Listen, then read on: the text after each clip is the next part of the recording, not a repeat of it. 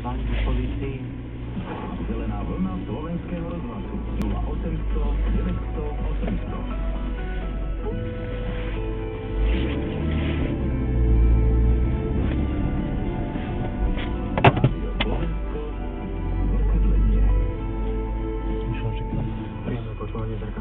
Poslucháči, na Slovensko zavítala zima opätovnejšie neskôr a ako to už býva v posledných rokoch aj typickými extrémnymi výkyvmi.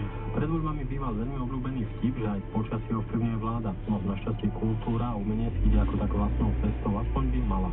Pretože aj tá oficiálna tvorba alebo oficiálne priznaná vzniká len ale samotné a bez vieru, tak je samozrejme postíhala.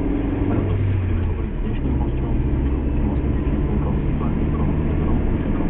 Ja si nemyslím, že keď sa človek naučí čítať, písať, cez deň čítať Dostojevského, ale ľudia, ktorí skutočne veľmi chceli čítať.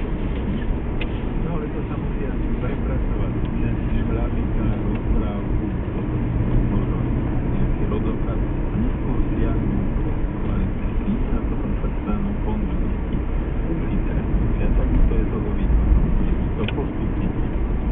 Predtým však rozhodne dáme príklad kultúry v aktualitách, pretože súdia podľa množstva podujatí na tejto právnom podvyživená... Koko, čo robíš? Pozrieme vás teda na výstavu stavba roka na Sandu. Čo si mi nezatrobil? Však, ja neviem, však bola zelená.